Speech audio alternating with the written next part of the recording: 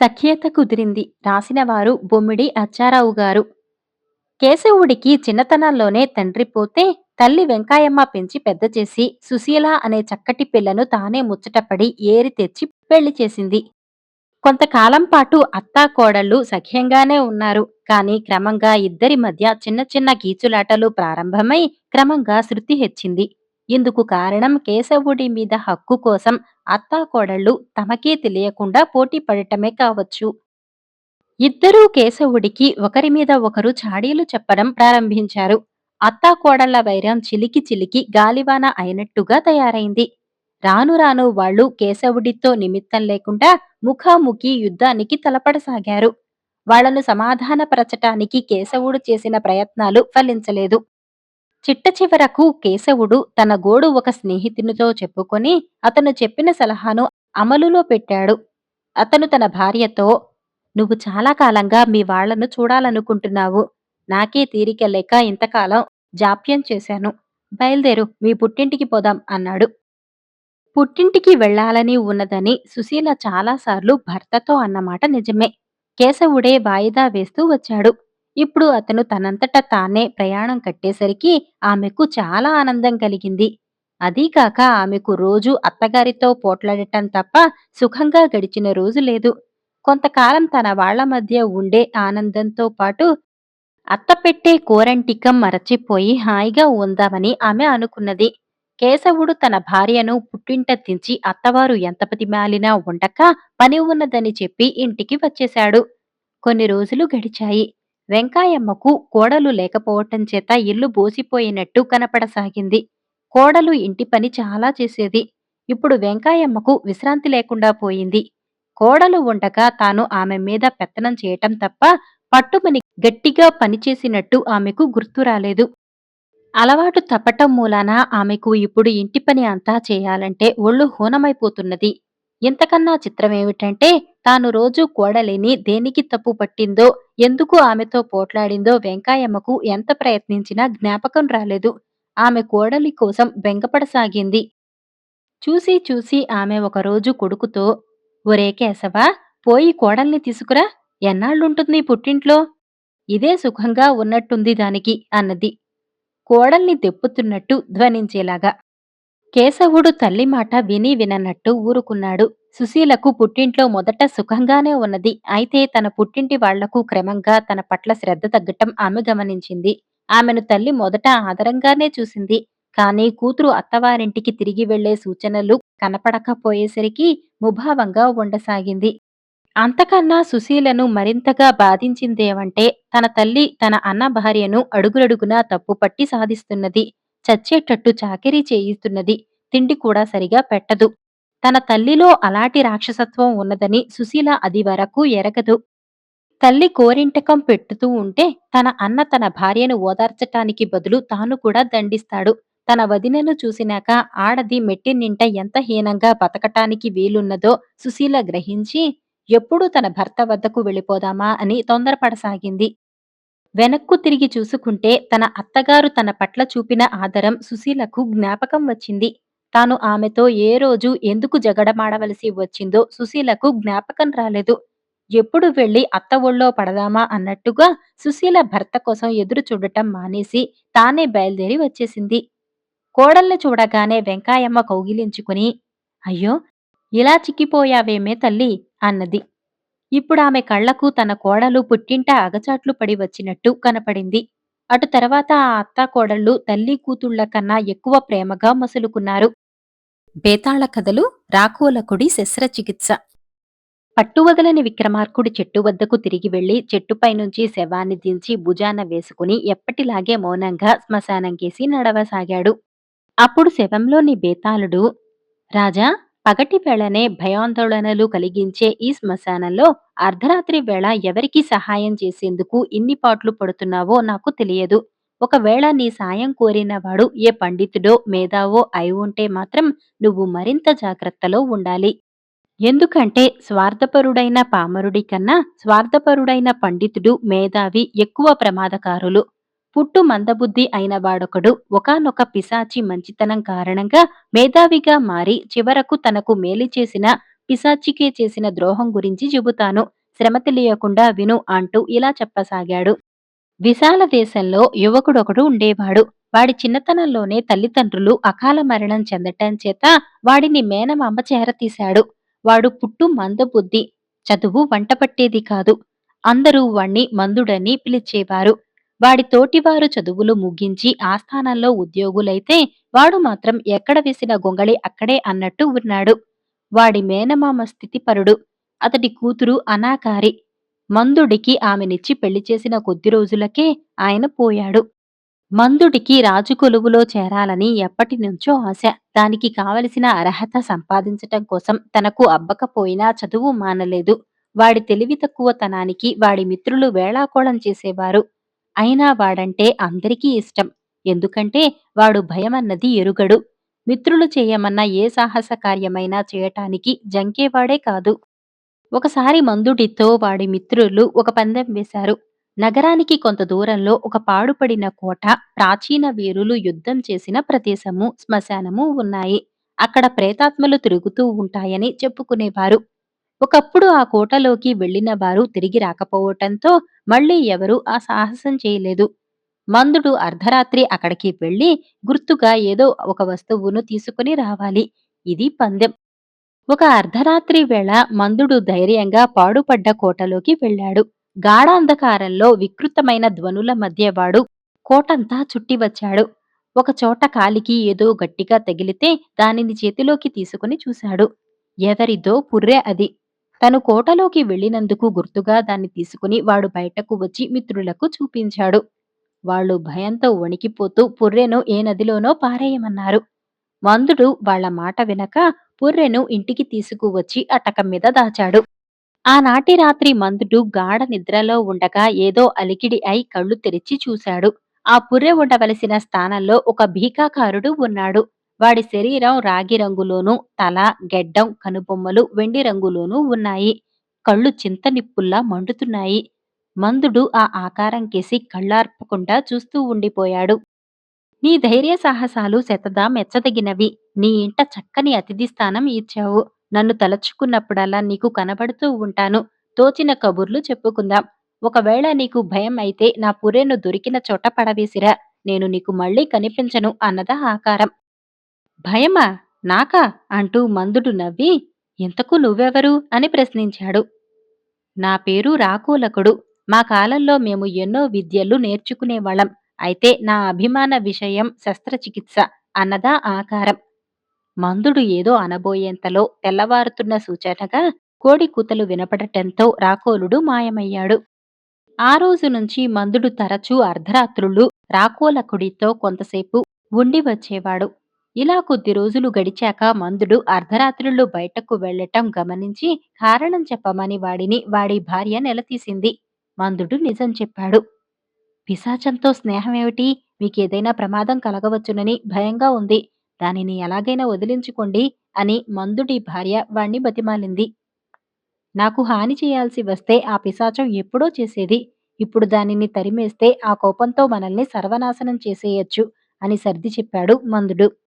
కొద్ది రోజుల్లోనే మందుడు ఎంత తెలివి తక్కువవాడో రాకోలకుడికి తెలిసిపోయింది. మొదట్లో మందుడికి తనకు తెలిసినవి నేర్పబోయాడు. అయితే వాడికి ఏ విషయం ఒకంతటా అర్థమయ్యేది కాదు. వాడికి అవగాహన శక్తి లేదు. వాడి మందబుద్ధిని చూసి రాకోలకుడికి కోపం వచ్చేది. ఒకసారి చదరంగం ఆడుతూ ఉండగా మందుడు త్వరలోనే ఓడిపోయాడు. రాకోలకుడికి కోపం వచ్చి మాయమయ్యాడు. తన తెలివిమాలితనాన్ని నిందించుకుంటూ మందుడు ఇంటికి తిరిగి వచ్చి పడుకొని నిద్రలోకి జారుకున్నాడు. నిద్ర మధ్యలో వాడికి విపరీతమైన బాధ కలిగి మెలకువ వచ్చింది. ఎదురుగా రాకోలకుడు కనిపించాడు. వాడి చేతిలో పదునైన కత్తి ఉంది.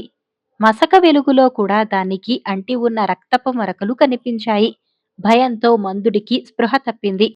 కొద్దిసేపు తర్వాత మందుడు కళ్ళు తెరిచి చుట్టూ చూసేంతలో రాకోలకుడు చిన్నగా నవ్వి, ఏం భయపడకు, నీకే ప్రమాదం లేదు. నీలో తెలివితేటలు లేవు. నాకేమో సమవుజ్జీ కావాలి. అందుకే నిన్నిప్పుడు మేధావంతుణ్ణి చేశాను. ఇక నుంచి నీతో కాలక్షేపం నాకు విసుగనిపించదు అన్నాడు. అతి స్వల్ప కాలంలోనే మందుడికి విద్యలన్నీ క్షుణ్ణంగా అప్పాయి. అసాధారణమైన వాడి తెలివితేటలు అందరినీ ఆశ్చర్యంలో ముంచాయి. రాజాస్థానంలో వాడికి పెద్ద ఉద్యోగం దొరికింది. తన భర్తలో వచ్చిన మార్పుకు పిశాచమే కారణమని మందుడి భార్య గ్రహించింది. ఒక రాత్రి మందుడు విచారంగా ఉండటం చూసి రాకోలకుడు వాడిని కారణం అడిగాడు. తెలిసి తెలియని వయసులో నా పెళ్ళయింది. నా భార్య అనాకారి. అయినా ఆమె అంటే నాకిష్టమే. ఆమెకు అందమైన అంగసౌష్ఠవం ఉంది. దానికి తగ్గ రూపం ఉంటే ఎంత బాగుండును అని మందుడు వాపోయాడు. నీ భార్యను సౌందర్యవతిగా చేయగలను. అయితే కొంతకాలం నువ్వాగాలి. వయసు, శరీరపు రంగు, ఎత్తు అన్నీ సరిపోయే ముఖం కోసం వెతకాలి అన్నాడు రాకోలకుడు.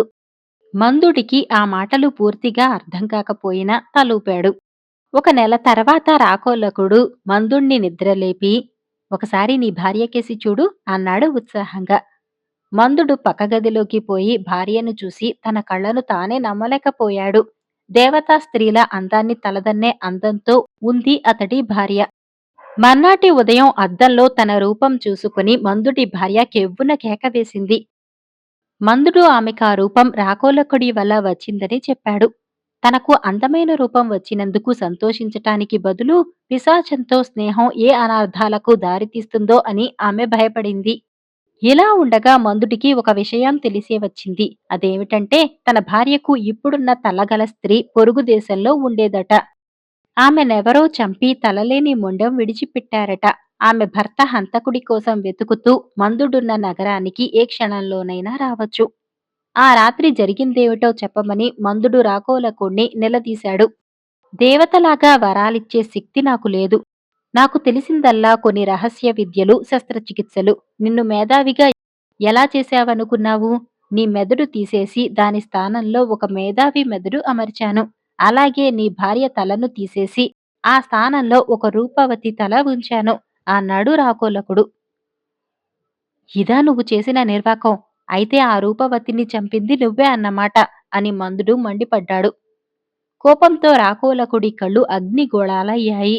వాడు బిగ్గరగా, గతంలో పాపాలు చేయటం వల్లే ఈ పిశాచ రూపం వచ్చింది. ఇంకా పాపాలకు ఎలా ఒడుగట్టుతాననుకున్నావు? కారణాలు నాకు తెలియవు. ఆమెనెవడో తల నరికి చంపాడు. ఆ తలను నేను ఉపయోగించాను అన్నాడు. ఆ ఘోరం జరుగుతుంటే ఎందుకు ఆపలేకపోయావు అని మందుడు కోపంగా అడిగాడు. మళ్ళీ నువ్వు పొరపడుతున్నావు. దేవతల్లా నాకు భూత విద్యలు తెలియవు. మనుషులు చేసే పాపకార్యాలను అరికట్టటం నా పని కాదు అంటూ రాకోలకుడు భుజాలు ఎగరేశాడు. అది సరే, ఇప్పుడు ఆ రూపవతి భర్త హంతకుణ్ణి వెతుకుతూ ఇక్కడికి రావచ్చు. నా భార్య వాడి కంటపడితే ఇక నా పని అయినట్టే. నేనే వాడి భార్యను చంపానని వాడు రాజు దగ్గర ఫిర్యాదు చేస్తే నా గతేం కావాలి అని మందుడు తల పట్టుకున్నాడు. అలా జరిగితే వాణ్ణి ఇక్కడికి తీసుకురా, జరిగిందంతా నేను చెబుతాను అన్నాడు రాకోలకుడు. నువ్వు చెబుతావు సరే, వాడు నమ్మాలి కదా. వాడు మొదట నీ ముందు ధైర్యంగా నిలబడాలి కదా. తీరా వాడు నీ మాటలు నమ్మకపోతే రాజాస్థానానికి వచ్చి నువ్వు సాక్ష్యం ఇవ్వగలవా? ఇచ్చినా పిశాచాన్ని ఎవరు నమ్ముతారు? నాకు ఉరిశిక్ష తప్పదు అని మందుడు భోరుమన్నాడు. అది చూసి రాకోలకుడు విరగబడి నవ్వి, భయపడకు, నిన్ను వదులుకోను. నిన్ను రక్షించుకోవటానికి నా శస్త్రాన్ని మళ్ళీ ప్రయోగిస్తాను.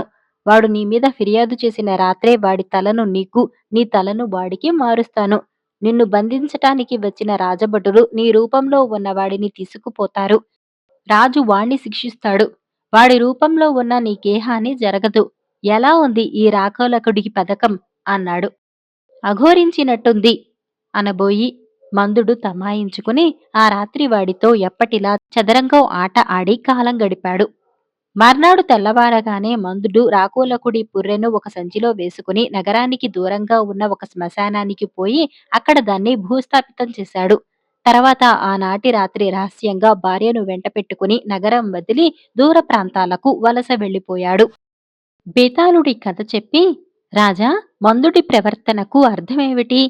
రాకోలకుడి వల్ల మందుడికి రెండుసార్లు మేలు జరిగింది. మూడవసారి కూడా వాడు తను అన్నట్టు చేసి ఉంటే మందుడి వలన పోవలసిన దురవస్థ తప్పేది కాదు కదా.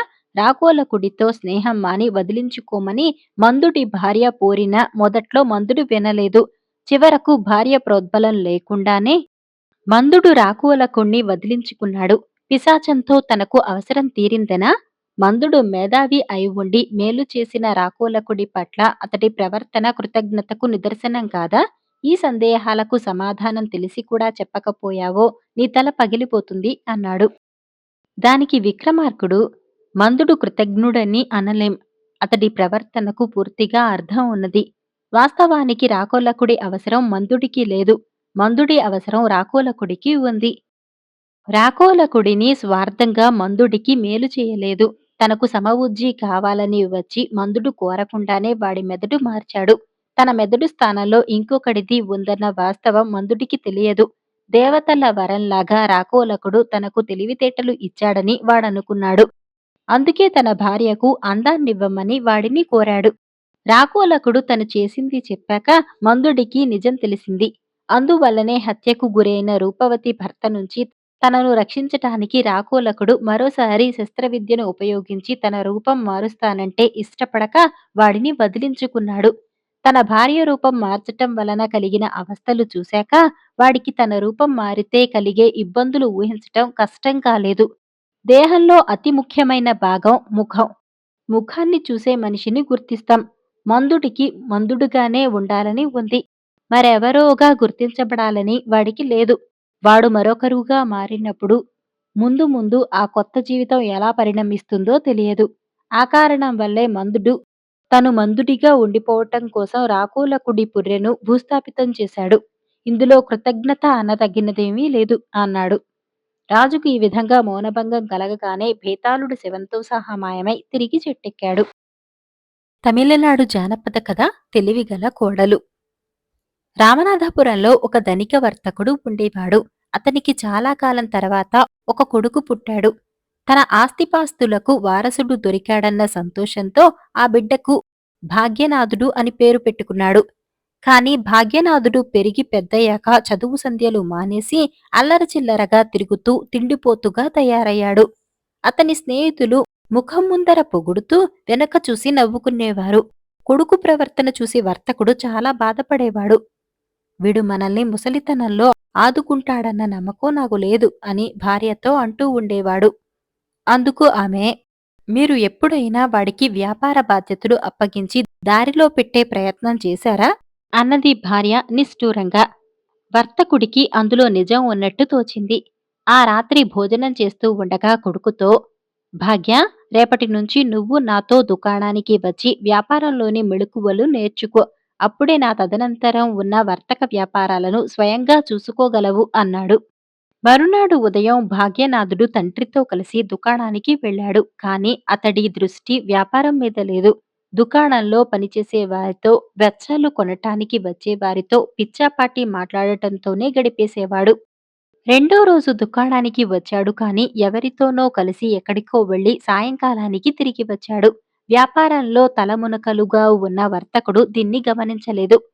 మూడో రోజు దుకాణానికి వచ్చిన భాగ్యనాథుడు కొంతసేపటికల్లా అక్కడి నుంచి వెళ్ళినవాడు ఆ తర్వాత అటుకేసి తిరిగి రాలేదు.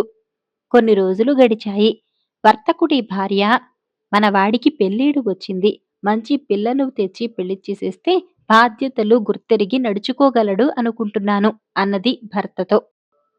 వర్తకుడు ఆ మాటకు మొదట, ఇలాంటి మందమతికి ఎవడు పిల్లనిస్తాడు అని ఆ తర్వాత కొంతసేపు ఆలోచించి, సరే, పెద్దవాయికి మరొక అవకాశం ఇచ్చి చూద్దాం.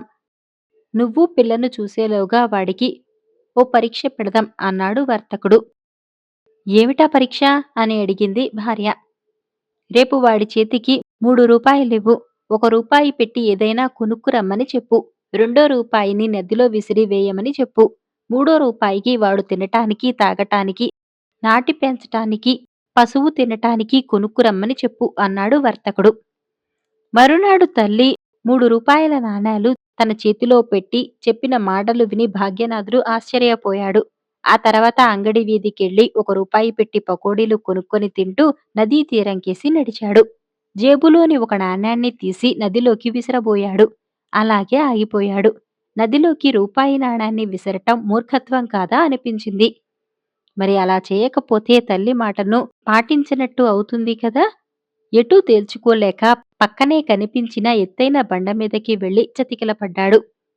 హఠాత్తుగా ఎవరో తన వెనక నిలబడినట్టు గ్రహించి తల తిప్పి చూశాడు. గుడి పూజారి కూతురు భాగీరథి చిన్నగా నవ్వుతూ కనిపించింది. నదిలోకి అమాంతం దూకటం ఎలాగా అని ఆలోచిస్తున్నావా ఏం అని అడుగుతూ ఎదుటికి వచ్చింది భాగీరథి. ఆమె తన మిత్రుడు హరి చెల్లెలన్న చొరవ కొద్దీ, లేదు భాగీరథి, ఈ నాణాన్ని నదిలోకి వేద్దామా వద్దా అని ఆలోచిస్తున్నాను అంటూ భాగ్యనాథుడు తన సమస్యను చెప్పాడు. అంతా ఓర్పుతో విన్న భాగీరథి గలగలా నవ్వుతూ, నాణాన్ని నదిలోకి విసిరేయొద్దు. నిజానికి ఆ నాణాన్ని ఖర్చు పెట్టకుండా ఇంటికి తీసుకువచ్చి ఇవ్వాలన్నదే మీ అమ్మ ఉద్దేశం అన్నది. మరి ఒక్క రూపాయితో 4 వస్తువుల్ని ఎలా కొనటం అన్నాడు భాగ్యనాథుడు. భాగీరథి మళ్ళీ గట్టిగా నవ్వుతూ, భాగ్య, మందమతిలా అలా బెంబేలు పడిపోతావెందుకు? మీ అమ్మగారు కొనుక్కురమ్మన్నది ఖర్జూరపు పండు. అందులో తినడానికి, తాగడానికి, నాటి పెంచటానికి, పరిశ్రమకు మేత అన్నీ ఉన్నాయి కదా అన్నది. ఆ సంగతి నాకు స్ఫురించనే లేదు భాగీరథి అంటూ అతడు పైకి లేచాడు. నా వెంటరా నీకో మంచి ఖర్జూరపు పండును కొనిపెడతాను అన్నది భాగీరథి. ఆ తర్వాత అతడు ఖర్జూరపు పండును అమ్మ చేతికి ఇచ్చినప్పుడు ఆమె ఆనందంతో భర్త దగ్గరకు పరిగెత్తుకుపోయి, చూశారా మనవాడు ఏం తెచ్చాడో, వాడు మందమతి కాదండి, చాలా తెలివైనవాడు అన్నది. వాణ్ణి ఎలా పిలువు అన్నాడు వర్తకుడు. భాగ్యనాథుడు వచ్చి ఎదుట నిలబడ్డాడు. ఈ ఖర్జూరపు పండును కొనే ఆలోచన నీకు స్వయంగా వచ్చి ఉండదు. ఎవరి సలహా మీద దీనిని కొన్నావు అని అడిగాడు తండ్రి. భాగ్యనాథుడికి అబద్ధం చెప్పటం ఇష్టం లేదు. అందువల్ల హరి చెల్లెలు భాగీరథి అన్నాడు నిజాయితీగా. ఎవరు? పూజారి గారి అమ్మాయే కదా? తెలివైన పిల్ల. ఇంకా ఏ సలహాలు ఇచ్చిందేమిటి అని అడిగాడు తండ్రి తల పంకిస్తూ. నాణాన్ని నదిలోకి విసిరేయొద్దని చెప్పింది. ఇదిగో రెండో రూపాయి అంటూ రూపాయిని తీసి తండ్రి చేతిలో పెట్టి ఇంటి లోపలికి వెళ్ళాడు భాగ్యనాథుడు. వర్తకుడు చిన్నగా నవ్వుతూ భార్యకేసి చూస్తూ, మన వాడికి తగిన అమ్మాయి దొరికింది అన్నాడు. ఎవరు? ఆ పూజారి గారి అమ్మాయేనా అని అడిగింది భార్య. మరెవరు? ఆమె తెలివైన అమ్మాయి. భాగ్యనాథుణ్ణి జాగ్రత్తగా చూసుకోగలదు అన్నాడు వర్తకుడు. ఆ తర్వాత భార్యాభర్తలిద్దరూ వెళ్లి పూజారి దంపతులను చూసి భాగీరథిని తమ ఇంటి కోడలిగా చేసుకోవాలన్న తమ కోరికను చెప్పారు. వాళ్ళు అందుకు సమ్మతించారు. త్వరలోనే పెళ్లి జరిగిపోయింది. పెళ్లైన మర్నాడు ఇంటి వద్దే ఉండిపోయిన భాగ్యనాథుణ్ణి బలవంతపెట్టి అతని తండ్రితో పాటు దుకాణానికి పంపింది భాగీరథి. భాగ్యనాథుడు దుకాణానికైతే వెళ్ళాడు కాని అక్కడ కుదురుగా కూర్చోలేకపోయాడు. వాడి వాలకం చూసి వాణ్ణి ఇంటికెళ్లమన్నాడు తండ్రి. ఒక వారం గడిచింది. ఆచారం ప్రకారం భాగ్యనాథుడు భార్యను తీసుకువెళ్లి అత్తవారింట వదిలివచ్చాడు. మర్నాటి నుంచి అతడు శ్రద్ధగా తండ్రితో పాటు దుకాణంలో కూర్చుని వ్యాపారం చేయసాగాడు. అది తండ్రికి ఎంతో ఆనందం కలిగించింది. మరొక వారం గడిచింది. తండ్రికి తనయుడి శక్తి సామర్థ్యాలను రుజువు చేసుకోవాలి అనిపించింది. రేపు పట్నానికి వెళ్లి గ్రామంలో అమ్మటానికి తగిన సరుకులను కొనుక్కురా, కావలసిన డబ్బు ఇస్తాను, వెంట నౌకరును తీసుకువెళ్లి కావాలంటే అక్కడే బస చేసి నెమ్మదిగా ఎల్లుండేరా అన్నాడు. భాగ్యనాథుడు చాలా సంతోషించాడు. మర్నాడు ఉదయమే ఒక నౌకర్ను వెంట పెట్టుకుని గుర్రబండిలో ఉత్సాహంగా పట్నానికి బయలుదేరాడు. వాళ్లు పట్నం చేరేసరికి మధ్యాహ్నమైంది. ఇద్దరూ సంతకు వెళ్లి కావలసిన వస్తువులను ధరలను విచారించి తెలుసుకున్నారు. రేపు పొద్దున్నే డబ్బులు చెల్లించి కొనుక్కోవచ్చన్న ఉద్దేశంతో అప్పటికే సాయంకాలం కావటంతో సత్రం కోసం వెతికి ఒక సత్రంలో దిగారు. ఆ సత్రం యజమాని ఒక స్త్రీ. ఆ స్త్రీ వారికి భోజనం వడ్డిస్తూ అక్కడ జూదమాడే సదుపాయం ఉన్న సంగతి ప్రస్తావించింది. ఆ మాట వినగానే భాగ్యనాథుడికి చదరంగం ఆడి కొంత డబ్బు సంపాదించవచ్చనే ఉత్సాహం కలిగింది. వెంటనే ఆటకు దిగాడు. మసక వెలుతురులో చదరంగం ఆట ఆరంభమైంది. తొలి 2 ఆటలలోనూ తనే గెలవటంతో భాగ్యనాథుడికి మితిమించిన ఆత్మవిశ్వాసం కలిగింది. అయినా మూడో ఆట ఓడిపోయాడు. నాలుగో ఆట తాను గెలుస్తాననుకుంటూ ఉన్న సమయంలో ఒక పిల్లి అటుకేసి గెంతటంతో దీపం ఆరిపోయింది. సత్రం యజమానురాలు దీపం ముట్టించటానికి కొంతసేపు పట్టింది. ఆ తర్వాత కొనసాగిన ఆటలోనూ భాగ్యనాథుడు ఓడిపోయాడు. ఈ మధ్యలో పిల్లి వచ్చి దీపం కుందెను పడతోయటం, ఆ తర్వాత ఆడే ఆటలో భాగ్యనాథుడు ఓడిపోవటం, సత్రం యజమానురాలు గెలవటం జరుగుతూ వచ్చింది. సత్రం యజమానురాలు సైగ చేయటం వల్లే ఆ పిల్లి సమయానికి వచ్చి దీపం కుందెను పడదోస్తుందన్న విషయం భాగ్యనాథుడు గ్రహించలేకపోయాడు. తన దగ్గరున్న డబ్బంతా పోగొట్టుకునేంత వరకు ఆడాడు. అంతటితో ఆగక ఇంకా ఆడి ఆమెకు బాకీ పడ్డాడు. మరునాడు తెల్లవారాక సత్రం యజమానురాలు బాకీ పడిన సొమ్మును తీసుకురావటానికి నౌకరును గ్రామానికి పంపి వాడు డబ్బుతో తిరిగి వచ్చేంత వరకు భాగ్యనాథుణ్ణి తోట పనులు వంట పనులు చేయటంలో తనకు సహాయపడమని పురమాయించింది. సరుకులు కొనడానికి వెళ్లిన కొడుకు రాకపోయేసరికి భాగ్యనాథుడి తల్లిదండ్రులు దిగులు పడసాగారు. మూడో రోజు సాయంకాలం నౌకరు వచ్చి జరిగింది చెప్పాడు. అంతలో తల్లిగారింటి నుంచి తిరిగి వచ్చిన భాగీరథి జరిగిన సంగతి తెలుసుకుని తను వెళ్లి భర్తను తీసుకువస్తానని అత్తమామలకు నచ్చచెప్పి మఘవేషం ధరించి నౌకరును వెంటపెట్టుకుని పట్నానికి బయలుదేరింది. పట్నం చేరగానే నౌకరును బండితో సహా దూరంగా ఉండమని చెప్పి తను మాత్రం సత్రం వద్దకు వెళ్ళింది. సత్రం యజమానురాలి చేతిలో తన యజమాని ఎలా మోసపోయింది, మాటిమాటికి దీపం కుందెను పడదోసిన పిల్లి సంగతి నౌకరు భాగీరథికి వివరంగా చెప్పటంతో ఆమె దుస్తుల్లో ఒక ఎలుకను దాచి మరీ వెళ్ళింది. సత్రంలో ఒక గదిని తీసుకుంది. జూదం ఆడటంలో తనకు ఆసక్తి ఉన్నట్టు సూచనప్రాయంగా సత్రం యజమానురాలికి చెప్పింది. రాత్రి భోజనాలయ్యాక ఆట ఆరంభమైంది. వచ్చిన వ్యక్తి చాలా తెలివిగల ఘటం అని సత్రం యజమానురాలు ఇట్టే గ్రహించింది. ఆమె పిల్లి కోసం సైగ చేస్తున్న సమయం చూసి భాగీరథి తన దుస్తుల్లో ఉన్న ఎలుకను వెలుపలకు వదిలిపెట్టింది. పిల్లి ఎలుక వెంట పరిగెత్తింది. సత్రం యజమానురాలు ఆటలో ఓడిపోయింది. వెళ్ళిన పిల్లి ఆ తర్వాత తిరిగి రాకపోవటంతో పిల్లి సాయం లేదు కనుక ఆ తర్వాత ఆడిన ప్రతి ఆటలోనూ సత్రం యజమానురాలు ఓడిపోయింది. తన భర్త ఓడిపోయిన డబ్బుకు రెండింతలు భాగీరథి రాబట్టుకున్నది. మరునాడు తెల్లవారగానే భాగీరథి అక్కడ నుంచి నౌకరు వద్దకు వచ్చి భర్త సత్రం యజమానురాలికి బాకీపడ్డ డబ్బులిచ్చి భర్తను విడిపించుకురమ్మని చెప్పింది. సత్రం యజమానురాలు డబ్బు పుచ్చుకొని భాగ్యనాథుణ్ణి వాడి వెంట పంపింది.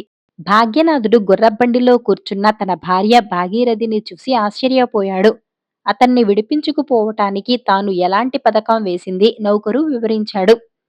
అది విని సంతోషించిన భాగ్యనాథుడు నౌకరును భార్యను వెంటపెట్టుకుని వెళ్లి సంతలో కావలసిన వస్తువులను కొనుక్కొని గ్రామానికి తిరుగు ప్రయాణమయ్యాడు. వారిని చూసిన వర్తకుడు ఆయన భార్య పరమానందం చెందారు. జరిగిందంతా భాగీరథి అత్తమామలకు వివరించింది. అంతా విన్న వర్తకుడు అతని భార్య భాగ్యనాథుడు అసలు మారడు. అయితే తెలివిగల మా కోడలు చేతుల్లోనూ సంపద, మా బిడ్డ భవిష్యత్తు సురక్షితంగా ఉండగలదని మాత్రం రూఢీగా చెప్పగలం అన్నారు ఒక్కసారిగా.